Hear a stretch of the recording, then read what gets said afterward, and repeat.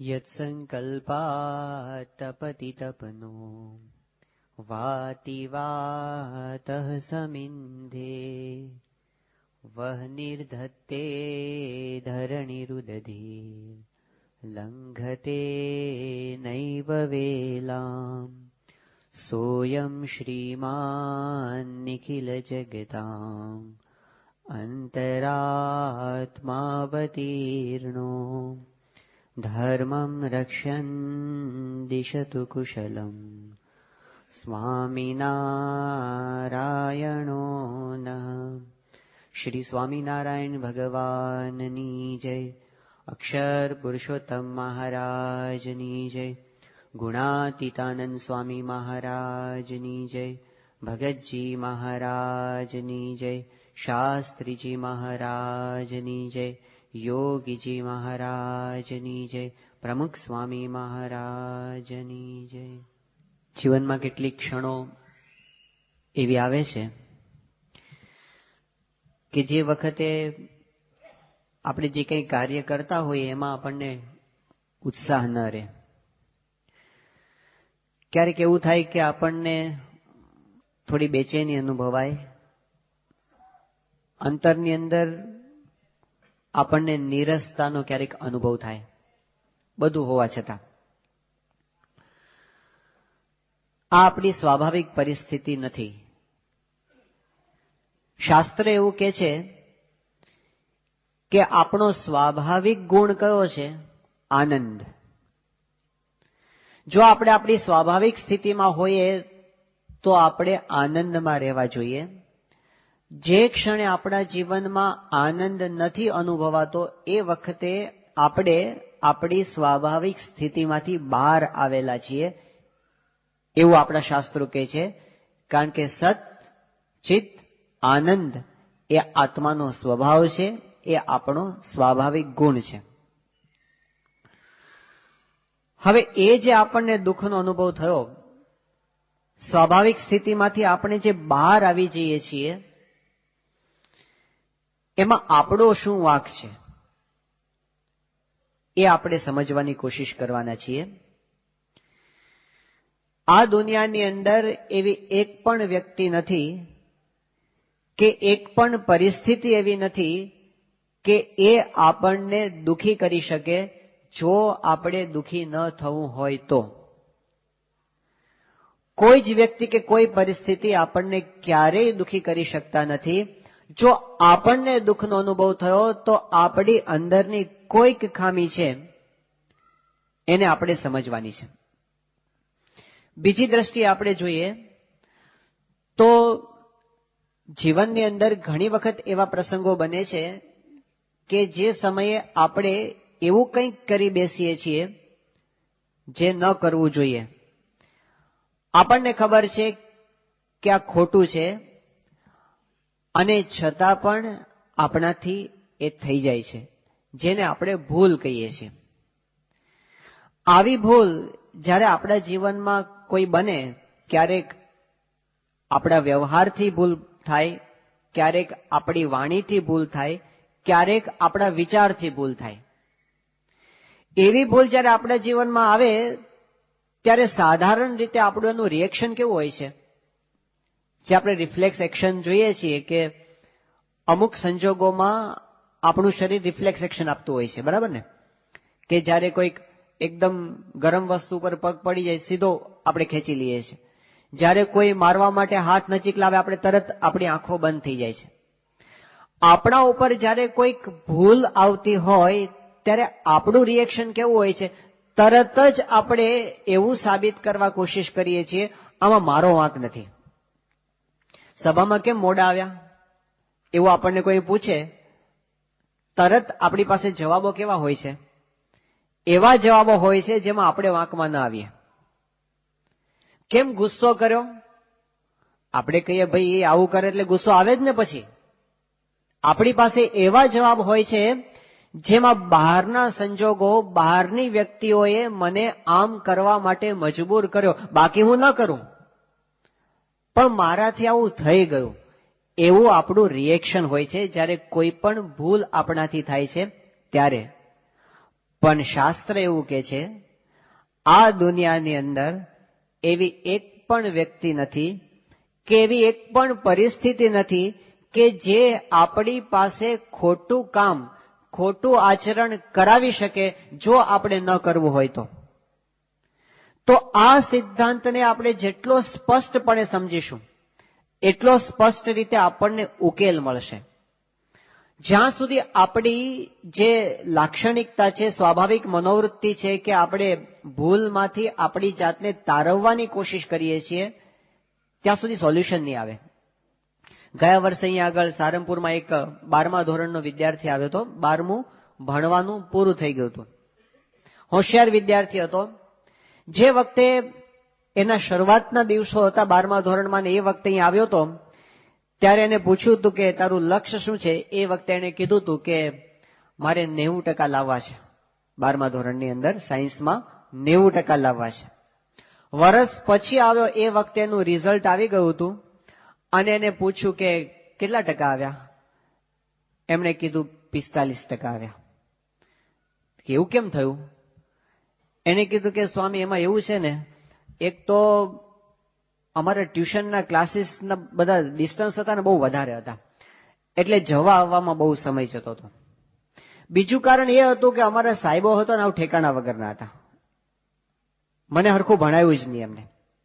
ત્રીજું કારણ એ હતું કે મારા ઘરની અંદર છે ને મમ્મી પપ્પાને બનતું નથી, એટલે એના ઝઘડાને લીધે ઘરમાં વાતાવરણ એવું રહેતું હતું ને, એમાં મારા અભ્યાસ પર અસર થઈ. ચોથું કારણ એ બતાવ્યું કે મારા મિત્રો છે ને, નવરાત્રીના દિવસો આવતા હતા, મારે નહોતું જવું, મને પરાણે લઈ ગયા અને 9 દિવસ સુધી બસ કઈ અભ્યાસ ન કર્યો, એટલે એટલું બધું મારા ઉપર હોમવર્ક ને બધું ચડી ગયું ને, પછી હું ક્યારે એને કવર કરી શક્યો જ નહીં અને એટલે મારાથી પહોંચી ન વળાયું અને છેલ્લે મને ડિપ્રેશન આવી ગયું અને મારો આત્મવિશ્વાસ તૂટી ગયો અને પછી માર્ક્સ ઓછા આવ્યા. એ વિદ્યાર્થીને પૂછ્યું કે તારી વાત તો સાચી છે કે શિક્ષકોનો વાંક તો ખરો કે એ બરાબર ભણાવતા નહોતા, તારી સ્કૂલનું કે ટ્યુશનનું ડિસ્ટન્સ વધારે હતું એ પણ એક પરિબળ ખરું કે જેને લીધે તને તકલીફ પડી, ઘરનું વાતાવરણ હતું એ પણ એક કારણ હતું, એ વાત પણ સાચી છે, અને તારા મિત્રો હતા એ એવા હતા કે જે તને ખેંચી જતા હતા એટલે મિત્રોનો વાંક છે, એ વાત પણ સાચી. પણ આમાં ક્યાંય તારો વાંક ખરો કે નહીં? થોડોક ખરો, કદાચ 90% બીજાનો હશે, પણ 10% તારો ખરો. જો આપણે સમાધાન મેળવવું હોય અને જો આપણે શાંતિ મેળવવી હોય તો એ 10% ઉપર જવું પડશે જે આપણા ઉપર આવે છે. બાકી આપણે ફરિયાદો કરી શકીશું કે આને લીધે આમ થયું, આને લીધે આમ થયું, આને લીધે આમ થયું. આપણે બહુ વ્યવસ્થિત રીતે એના કારણો રજૂ કરી શકીશું અને કદાચ આપણે કોર્ટમાં ઉભા રહીએ તો આપણે જીતી પણ જઈશું કે બરાબર છે તમારું, એના કારણે જ આ પ્રશ્ન થયો છે. એવું જ હોય છે ને, બધા પરદેશની અંદર બધા સ્યુના કેસ બધા એવા જ હોય છે ને, બધા જાત જાતના, કે મેં બોર્ડ જોયું અને પેલું કોફી મારા પગ ઉપર ઢોળાઈ ગઈ એટલે હવે કંપની ઉપર શું કરો કે બોર્ડ અહીં કેમ લગાડ્યું. આપણે બીજા ઉપર નાખી શકીએ, સાબિત કરી શકીએ કે એને લીધે મારા જીવનમાં આ પ્રશ્ન આવ્યો છે અને આપણે જીતી પણ જઈએ કોર્ટમાં દલીલો કરીને, પણ એનાથી કોઈ દિવસ સમાધાન નહીં મળે, એનાથી કોઈ દિવસ શાંતિ નહીં મળે. જો શાંતિ અને સમાધાન મેળવવા હશે તો આપણે આપણી ભૂલ ઉપર જવું પડશે, એના ઉપર ફોકસ કરવું પડશે. આપણા સંપ્રદાયની અંદર એક બહુ જ પ્રેરણાદાયક, આપણને અંતરદ્રષ્ટિ કરાવે એવો એક પ્રસંગ છે. એ છે આપણા સંપ્રદાયના મહારાજના વખતના એક સંત પવિત્રાનંદ સ્વામીનો. પવિત્રાનંદ સ્વામી બહુ સિનિયર સંત હતા, વિદ્વાન હતા, નિયમ ધર્મ આચરણની અંદર પણ પોતે બહુ જ શુદ્ધ હતા, સદગુરુ હતા, વ્યવહાર કુશળ હતા. સંપ્રદાયની અંદર એમનું એક બહુ જ મહત્વનું સ્થાન હતું. એ પોતે જે પ્રમાણે કરવા ધારે એ રીતે આખા સંપ્રદાયની અંદર કરાવી શકતા હતા, આવા પ્રભાવક હતા. એ વખતે ભગતજી મહારાજ આ સંપ્રદાયની અંદર આપણે જાણીએ છીએ એક ગૃહસ્થ તરીકે હતા, દરજી જ્ઞાતિના હતા, અભણ હતા અને સાવ સામાન્ય રીતે આપણે જોઈએ તો એક હરિભક્તનું જેટલું સ્થાન હોય એવું પણ એનું સ્થાન નહોતું. વારંવાર એનું અપમાન કરવામાં આવતું. એ ભગતજી મહારાજની સ્થિતિ હતી, બાહ્ય સ્થિતિ. પ્રસંગ એવો બને છે કે પવિત્રાનંદ સ્વામી એ પોતે આચાર્ય મહારાજ અને બીજા સંતોની સાથે વડતાલથી આણંદ પધાર્યા હતા. અને આણંદની અંદર એ વખતે કઈ બધો કાર્યક્રમ હશે, ઉત્સવ જેવું, પધરામણી વગેરે, એ પૂરું કરીને સાંજના સમયે મંદિરમાં આવ્યા. અને ત્યાં આણંદના મંદિરની અંદર સંધ્યા આરતી થતી હતી.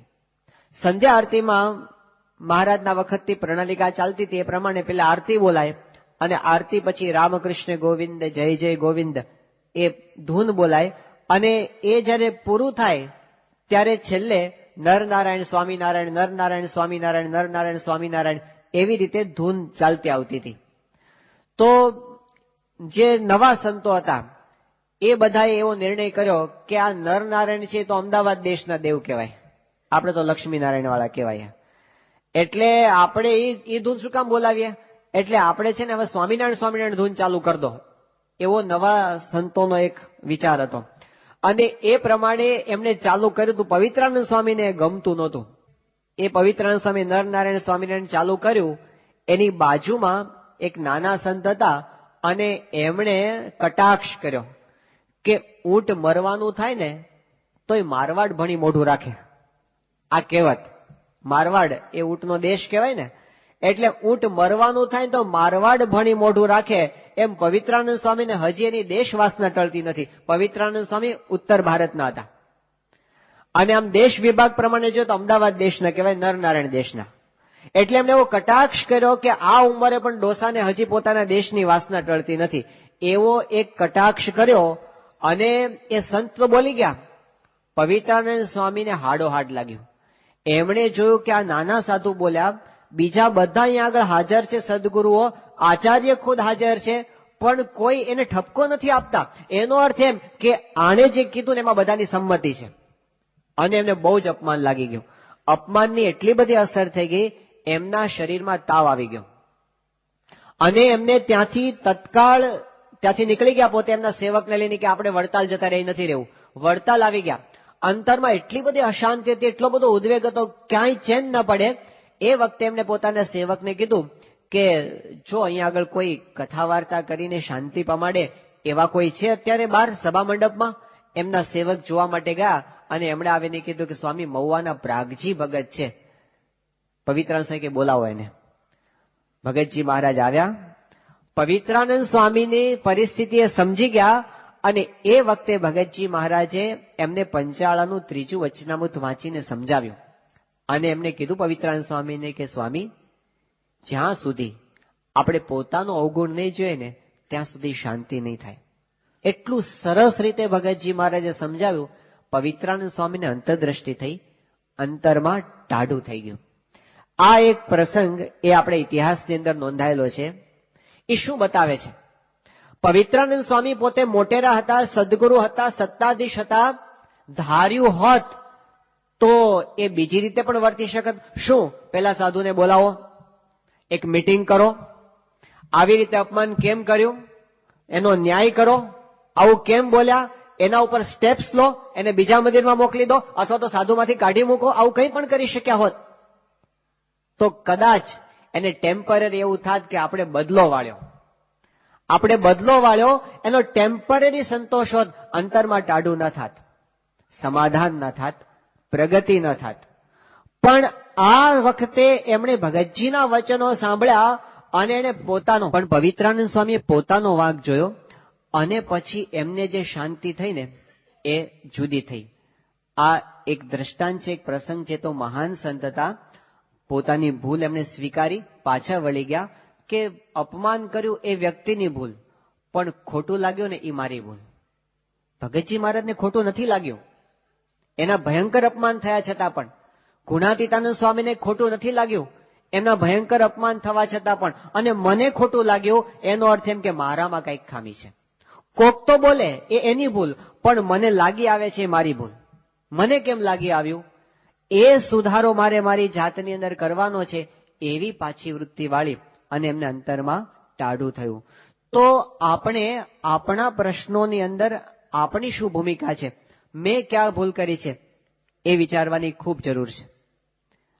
આપણે પરસ્પરના સંબંધોની અંદર ઘણી વખત એવો અનુભવ કરીએ છીએ કે ક્યારેક કોઈક કડવાશ આવી જાય છે, ઘરની અંદર બોલાચાલી થઈ જાય છે, મન ક્યારેક ઊંચા થઈ જાય છે. હવે અત્યારે આપણા જીવનમાં જે છેલ્લામાં છેલ્લો આવો કડવાશનો પ્રસંગ બન્યો હોય ને, એને આપણે યાદ કરો. એમાં આપણે શું ભૂલ કરી હતી, એમાં આપણે શું એવું હતું કે જે નહોતું બોલવાનું અને બોલી ગયા હતા. મારો કઈ વાંક એની અંદર ખરો, એ વિચારવું પડશે.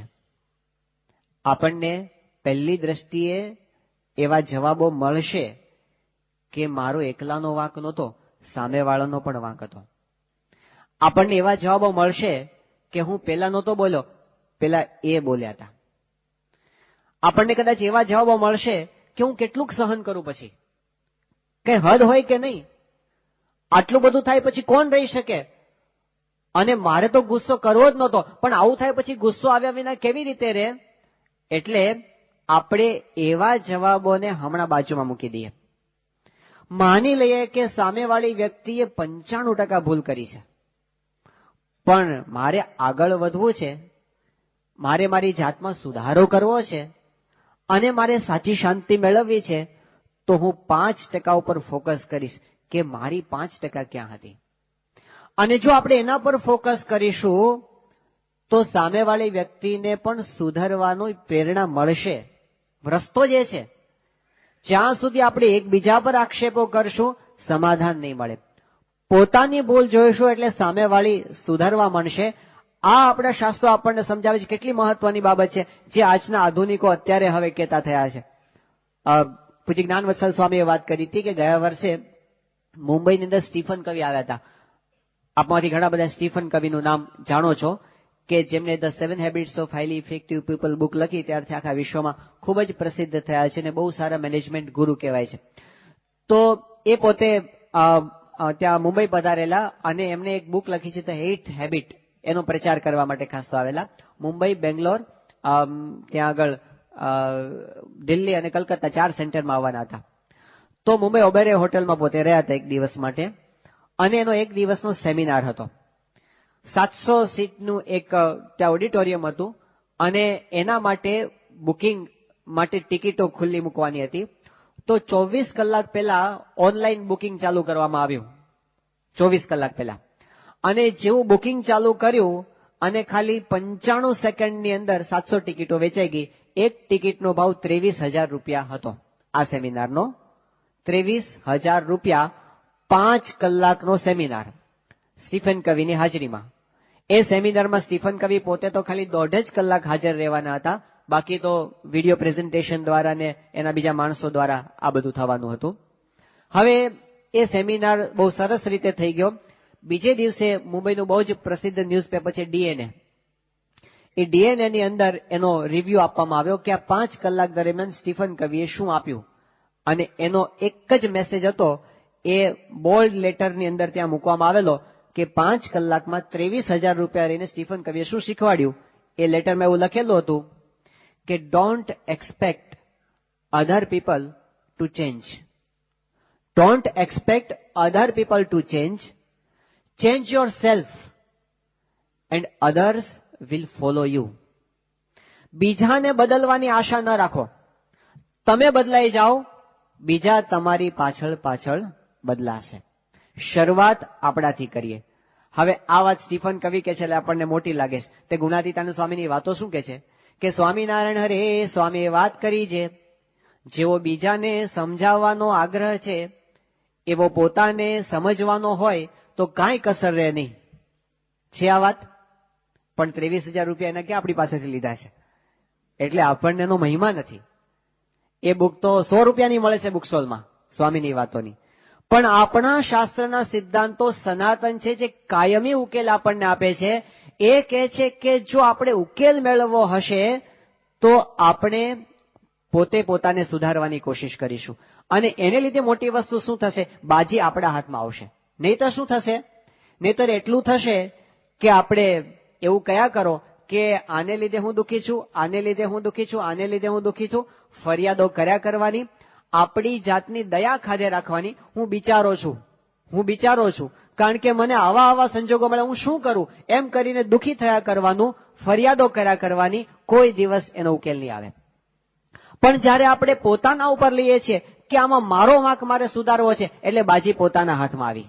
હવે આપણે કંઈક કરવાનું છે આની અંદર, એ જો સુધારીશું. નહીતર તો એક દુનિયામાં એક વર્ગ એવો જ છે કે જેને સતત બધેથી નેગેટિવ દેખાયા કરે છે અને એને એમ રહ્યા કરે છે કે હું દુઃખી છું એનું કારણ આ છે.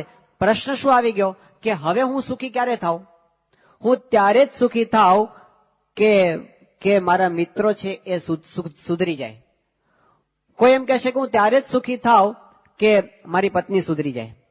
કોઈ એમ કહેશે હું ત્યારે જ સુખી થાવ મારા દીકરાઓ સુધરી જાય, મારી આજુબાજુ કામ કરનારા સુધરી જાય. કોઈ કહે છે કે મારા સસરા સુધરી જાય, કોઈ કહે કે મારા સાસુ સુધરી જાય, કોઈ કહે કે મારા શાળા સુધરી જાય, કોઈ કહે છે કે મારા પાડોશી સુધરી જાય, કોઈ કહે છે કે મારા પેશન્ટ સુધરી જાય. હવે બધા સુધરે ને પછી જ આપણે સુખી થશું. ત્યાં સુધી આપણે રાહ જોવાની. આખી દુનિયા બદલાઈ જાય તો જ આપણે સુખી થઈએ, એ વિના આપણે સુખી. ગવર્મેન્ટ સુધરી જવી જોઈએ, આપણા શહેરની બધી રસ્તાની વ્યવસ્થા સુધરી જવી જોઈએ, આખી દુનિયાની અંદર જેટલી કઈ વ્યવસ્થાઓ છે બધી સુધરી જવી જોઈએ, આતંકવાદીઓ સુધરી જવા જોઈએ તો આપણે સુખી થશું, નહીં તો સુખી થશું નહીં.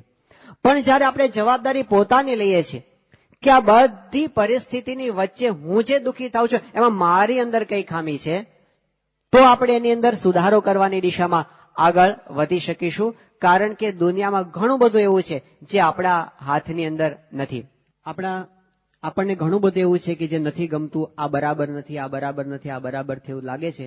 ઘણી બધી બાબતોની આપણને ચિંતા છે. એટલે આ એક બહુ જ મોટું વર્તુળ છે, ચિંતાનું વર્તુળ, જેને આપણે સર્કલ ઓફ કન્સર્ન કહીએ. ચિંતાનું વર્તુળ. કઈ કઈ બાબતની આપણને ચિંતા છે? તો આપણને એ ચિંતા છે કે 50 વર્ષ પછી દુનિયામાંથી પેટ્રોલ ખૂટી જવાનું છે. આપણને એ બાબતની પણ ચિંતા છે કે ભ્રષ્ટાચાર વધતો જાય છે રાજકારણની અંદર. આપણને એ બાબતની પણ ચિંતા છે કે ભાવ વધારો ઘણો બધો છે. આપણને એ બધી ચિંતા છે કે આપણા જે પુત્ર છે કે પુત્રી છે એના શિક્ષક છે એ સારા નથી. આપણને એ બાબતની પણ ચિંતા છે કે દુનિયાની અંદર ગ્લોબલ વોર્મિંગ વધતું જાય છે, આવતીકાલે શું થશે એ બાબતનો પ્રશ્ન છે.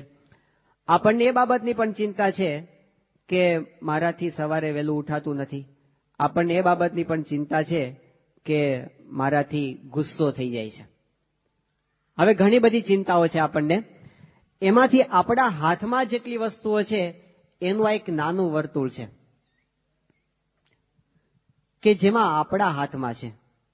ગ્લોબલ વોર્મિંગ એ ત્યાં ચાલે છે કે પછી પેટ્રોલિયમ ખૂટી રહ્યું છે કે રાજકારણીઓ ભ્રષ્ટાચારી થઈ રહ્યા છે, એમાં આપણે અહીં બેઠા બેઠા અત્યારે શું કરી શકવાના એ આપણા હાથમાં નથી.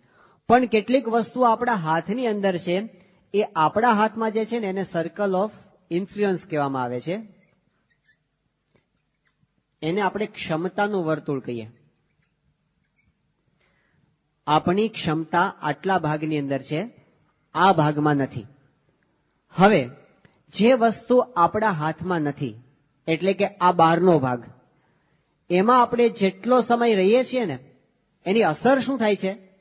એની અસર એ થાય છે કે આપણું આ વચ્ચેનું સર્કલ નાનું થવા માંડે છે. જેમ જેમ આપણે આપણા હાથમાં નથી એવી વસ્તુઓની ચિંતા કરીએ છીએ એમ એમ આપણા હાથમાં જે છે ને એ વસ્તુ ઓછી થતી જાય છે. અને આપણે જેમ જેમ આ ભાગમાં વધારે રહીએ છીએ એમ એમ આ સર્કલ મોટું થતું જાય છે, આપણી ક્ષમતાઓ વધતી જાય છે. એટલે જે આપણા હાથમાં છે એને સુધારવા માટે જો આપણે પ્રયત્નશીલ થઈએ તો આપણા હાથમાં જે નથી એની ફરિયાદો કરવાનો ટાઈમ આપણને રહેશે નહીં. આપણો મોટા ભાગનો સમય આવી બાબતમાં જાય છે. સવારના પોરમાં છાપું ખોલીને કોઈ બેસે અને પછી આખું પહેલેથી છેલ્લે સુધી વાંચી જાય અને પછી માથે હાથ દઈને બે આ દુનિયાનું શું થશે એમ કરવાને બદલે હું આમાંથી શું સુધારી શકું એ વિભાગમાં જો જઈએ ને તો એ આપણે ક્ષમતાના વર્તુળમાં રહ્યા કહેવાય. તો કોઈ પણ પ્રશ્ન આપણા જીવનમાં જ્યારે બને છે ત્યારે હંમેશા આપણે મારો આમાં શું રોલ છે, મારી કેટલી ભૂલ છે, હું ક્યાં સુધારો કરી શકું, એનો વિચાર આપણે કરવાની જરૂર છે. જ્યારે કોઈ આપણા જીવનમાં નિષ્ફળતાનો અનુભવ થાય છે ત્યારે પણ આપણે એવું ના કહીએ કે મને આ સગવડ ન મળી, આ સગવડ ન મળી, આ સગવડ ન મળી, એને લીધે હું નિષ્ફળ ગયો. ના, મારે એમાંથી પણ રસ્તો કાઢવો જોઈતો હતો, જે હું ન કાઢ્યો મેં, એ મારી ભૂલ છે. દુનિયામાં દેખાય છે ને, આપણે પેલું મંગેશ મહાસ્કરની વાત સાંભળીએ છીએ કે મુંબઈની અંદર ધારાવીની ઝૂંપડપટ્ટીમાં પેલી એક ગંધાતી ગલીની અંદર એક સામાન્ય ઓરડીની અંદર રહેનારો છોકરો, જેને નથી લાઇટની સુવિધા, નથી સારા સ્કૂલમાં એડમિશન મળ્યું, નથી સારા ટીચર એને મળ્યા, કે નથી સારું વાતાવરણ મળ્યું, એ છોકરો 10મા ધોરણમાં 97% લાવ્યો અને મહારાષ્ટ્ર બોર્ડનો 40 વર્ષનો રેકોર્ડ બ્રેક કરી નાખ્યો. એવો એક છોકરો. બધા આમ આંખો ચાર થઈ ગઈ કે શું કહેવાય, કોઈ પ્રકારની વ્યવસ્થા નહોતી અને એમાં એને આટલી સારી પ્રગતિ કરી, આવો આગળ આવ્યો. આ તો ખરેખર રત્ન છે. પછી તો બધાએ એનું સન્માન કર્યું, ગવર્મેન્ટે સ્કોલરશીપ આપી, એક એને ફ્લેટ આપવામાં આવ્યો, વળી એને સારી સ્કૂલમાં એડમિશન મળી ગયું, સારી એને સ્કૂલમાં સારા શિક્ષકો એને મળી ગયા, ટ્યુશન્સ મળી ગયા, સારા મિત્રો મળી ગયા, ગાડી મળી ગઈ, કોકે ભેટમાં આપી દીધી, બધી સુવિધા એના ઘરની અંદર થઈ ગઈ. જે વ્યક્તિ ઝૂંપડપટ્ટીની અંદર કોઈ સુવિધા વગર 10મા ધોરણમાં 97% લાવે, આટલી બધી સુવિધા મળી જાય, 12મા ધોરણમાં એ શું કરે? એ ફેલ થયો. તો સંજોગો વધારે સાનુકૂળ થયા, વધારે આગળ વધ્યો. કઈ વસ્તુ હતી કે જે એને આગળ વધારતી હતી? સંજોગો કરતા વ્યક્તિનું પોતાનું જે સત્વ છે ને, એ જ એને આગળ વધારે છે કે પાછળ પાડે છે. તો આપણી નિષ્ફળતાની અંદર આપણે એ શોધી કાઢવાની જરૂર છે, આમાં મેં ક્યાં ભૂલ કરી. ત્રીજી એક વસ્તુ બહુ મહત્વની છે, આપણાથી આચરણ સંબંધી ક્યારેક ભૂલ થઈ જાય છે અને એ વખતે આપણે એમ કહીએ છીએ કે મારે આ નહોતું કરવું પણ મારાથી થઈ ગયું, નહોતું બોલવું પણ મારાથી બોલાઈ ગયું, નહોતો ગુસ્સો કરવો પણ મારાથી ગુસ્સો થઈ ગયો. એવું આપણે સાધારણ રીતે બોલતા હોઈએ છીએ. અને જે પેલું શરીર ઘટાડવા માટે પ્રયત્ન કરતા હોય, મારે નહોતું ખાવું પણ ખવાઈ ગયું. આપણને એવા વાક્યો બોલવાનો બહુ સરસ આદત પડી ગઈ છે કે આપણે એવું નહોતું કરવું પણ આપણાથી થઈ ગયું. શ્રીજી મહારાજે ગરડા અંત્યના 6ઠ્ઠા વચનામૃતમાં બહુ જ સરસ વાત કરી છે. મહારાજ કે કોઈ દિવસ એવું ન કહેવું કે આને લીધે આવું થયું. મહારાજ કે, શ્રીજી મહારાજ કહે છે કે કોઈ દિવસ એવું ન બોલવું કે આણે મને ભૂલવ્યો. પછી ત્યાં દ્રષ્ટાંત આપ્યું, લોકની એક કહેવત શ્રીજી મહારાજ બોલ્યા કે મહારાજ કે કોઈ એમ કહે છે કે તું કૂવામાં પડ, તો આપણે થોડા કૂવામાં પડીએ છીએ, પણ કોકના કહેવાથી આપણે શું કામ કૂવામાં પડીએ? એટલી વાત શ્રીજી મહારાજે ત્યાં સમજાવી. પછી બીજી બહુ મહત્વની વાત કહે છે મહારાજ કે કોકની ભૂલ તો ન કાઢવી, પણ પોતાના મનની ભૂલ પણ ન કાઢવી. આ બહુ મહત્વની વાત છે. પોતાના મનનો પણ વાંક ન કાઢવો કે મને આવો વિચાર આવી ગયો, મને ખોટા વિચારો આવી જાય છે, મને નબળા વિચારો આવી જાય છે. એવી રીતે પોતાના મનનો પણ વાંક કાઢવો નહીં. મહારાજ કે મન તો જીવનું સાધન છે, એ આપણા કંટ્રોલમાં છે. એ તો આપણે જેમ વાપરવું હોય એમ વપરાઈ શકે. મન તો જડ છે, એ સાધન છે, એ શેનું પોતાની મેળે જઈ શકે જો આપણે ન જવા દેવું હોય તો? આપણે જ્યારે ભણતા હતા ત્યારે એક નાની વાર્તા આવતી હતી અભ્યાસની અંદર કે એક ગામ હતું, ગામની અંદર એક બ્રાહ્મણ રહેતા હતા, દલા તરવાડી એનું નામ હતું. યાદ આવી વાર્તા? બાજુના ગામની અંદર ભિક્ષા માંગવા જાય, લોટ માગીને પાછો આવે અને શિયાળાનો વખત એટલે ગામને પાદર પસાર થતો હોય, પાછો આવતો હોય, ત્યારે ત્યાં એક વાડી આવે. એ વાડીના માલિકનું નામ વશરામ ભુવા. વશરામ ભુવાની વાડીની અંદર બહુ સરસ મજાના રીંગણા થયા હતા. આ રીંગણા જુએ ને રોજ એને થાય કે મારા રીંગણા બહુ સરસ છે, લેવા જેવા છે, પણ પૂછ્યા વગર લેવાય નહીં. અને પૂછવા જાય તો ઓલો આપે નહીં. એટલે શું કરે? એ વાડીને પૂછે. શું પૂછે? વાડી રે ભાઈ વાડી. તે વાડી તો કઈ જવાબ ન આપે એટલે પોતે જ બોલે કે શું કહો છો દલા તરવાડી? પછી પોતે બોલે રીંગણા લઉં 2-4. પછી પોતે જ બોલે કે લઈ લો ને 10-12. અને 10-12 રીંગણા તોડીને થેલામાં નાખે અને ઘર ભેગા થાય. આવું રોજ કરે. હવે પેલા માલિક વશરામ ભુવાને ખબર પડી કે આપણી વાડીમાંથી રીંગણા ઓછા થાય છે, પણ મારું કોણ કરે છે સમજાય નહીં. એટલે એને વોચ ગોઠવી અને બરાબર આમ ધ્યાન રાખ્યું કે હવારના પોરમાં કોક આવે છે અને 10:30-11 વાગ્યાનો સમય થયો અને એ વખતે પેલા દલાલ તરવાડી આવ્યા, આજુબાજુ જોયું કે કોઈ જોતું નથી અને વાડીને પૂછ્યું કે વાડી રે ભાઈ વાડી, શું કહો છો દલાલ તરવાડી? રીંગણા લઉં 2-4 કે લઈ લો ને 10-12? નાખ્યા. અને પેલા વશરામ બુઆ બહાર આવ્યા અને આને બોચીએથી ચાલ્યા. ચોરી કરે છે. દલાલ તરવાડી કે ભાઈ સાહેબ હું ક્યાં ચોરી કરું છું, હું તો પૂછીને લઉં છું, હું તો પૂછીને લઉં છું, આ પૂછીને લે છે, આ હાલ મારી યાર, એમ કરીને લઈ ગયા અને એને હાથ બાંધ્યા, પગ બાંધ્યા અને પછી કુવામાં ઊંધો ઉતારે, ઊંધા માથે. પેલો કે ભાઈ સાહેબ દલાલ તરવાડી કે છે કે હું તો પૂછ્યા વગર લેતો નથી, મને શું કામ આવી રીતે સજા કરો છો? તો પેલો વશરામ બુવા છે ને એ શું કે હું પણ પૂછ્યા વગર કઈ કરવાનો નથી. અને પછી કુવાને પૂછે કે કુવા રે ભાઈ કુવા, પછી પોતે જ બોલે શું કહો છો વશરામ બુવા? પછી કે ડૂબકા ખવરાવું 2-4 કે ખવરાવો ને 10-12? અને બરાબર પેલાને અધમુઓ કરી નાખે. આ વાર્તા આપણે ઘણી વાર સાંભળી છે. હવે એનો સાર શું છે કે વાડી એ જડ છે, કુવો એ જડ છે. વાડી કઈ બોલે નહીં, કુવો કઈ બોલે નહીં. વાડી શું બોલે? આપણે જે બોલાવવું હોય ને એ બોલે. કુવો શું બોલે? આપણે જે બોલાવવું હોય ને એ બોલે. એમ આ શરીર, આપણી ઇન્દ્રિયો, આપણું મન એ જડ છે, એ સાધન છે. ચૈતન્ય તો આત્મા છે, એ કાંઈ ન કરે. એ શું કરે? એની પાસે જે કરાવો એ કરે. ખરાબ વિચારો એ આપણે જ કરીએ છીએ ને સારા વિચારો પણ આપણે જ કરીએ છીએ. એ કાંઈ ન કરી શકે જો આપણે એને ન કરવા દઈએ તો. એટલે મહારાજે ત્યાં બહુ સ્પષ્ટપણે કીધું છે કે મનનો વાંક ન કાઢવો. જો જીવની ઈચ્છા ન હોય તો મન ખરાબ વિચાર પણ ન કરે, ખોટું કામ પણ ન કરે. એટલે હવે પછી કોઈ દિવસ એવું નહીં કરવાનું, કહેવાનું કે મને ગુસ્સો આવી જાય છે. હવે એમ કહેવાનું હું ગુસ્સો કરું છું. હવે પછી એવું નહીં કહેવાનું કે મારાથી બોલાઈ જાય છે. ના, હું બોલું છું. કે મારાથી સિનેમા જોવાઈ જાય છે એવું નહીં કહેવાનું, પણ હું સિનેમા જોઉં છું. મારાથી આળસ થઈ જાય છે એવું નહીં બોલવાનું, હું આળસ કરું છું. હા, કે મને મારાથી મોડો ઉઠાઈ જાય છે એવું નહીં કહેવાનું. શું કહેવાનું? હું મોડો ઉઠું છું. તો સમાધાન મળશે, તો પ્રગતિ થશે, ઉકેલ આવશે, શાંતિ મળશે. પણ એ વિના આપણે કેવળ ફરિયાદો જ કર્યા કરશું કે આને લીધે આમ થયું, આને લીધે. હું તો સાવ નિર્દોષ છું, પણ જે કાંઈ થયું ને એ બીજાને લીધે થયું છે, કાં તો પરિસ્થિતિને લીધે, કાં તો કોઈક વ્યક્તિને લીધે. પણ આપણે એમાંથી છટકી જવા માંગીશું તો ઉકેલ નહીં આવે. એટલે આજે હવે આપણે એ દિશામાં આગળ વધવા માંગીએ છીએ કે મારા જીવનના કોઈ પણ પ્રશ્નોનું સમાધાન હું મારી ભૂલમાંથી કાઢીશ. કે મેં ક્યાં આમાં હું ક્યાં ચૂક્યો છું, કઈ જગ્યાએ હું હવે પ્રશ્ન એ છે કે ભૂલ ઓળખવી કેવી રીતે? તો ભગવાન સ્વામિનારાયણે વચનામૃતમાં એના 3 ઉપાયો બતાવ્યા છે કે આપણને ભૂલ ન ઓળખાતી હોય તો ઓળખવી કેવી રીતે. ગરડા મધ્યનું 66મું વચનામૃત 3 ઉપાય બતાવ્યા છે. પહેલો ઉપાય શ્રીજી મહારાજ કહે છે પ્રાર્થના કરવી. આપણને ન સમજાતું હોય આમાં હું ક્યાં ડાયવર્ટ થયો છું, પ્રાર્થના કરવી એ પહેલો ઉપાય છે.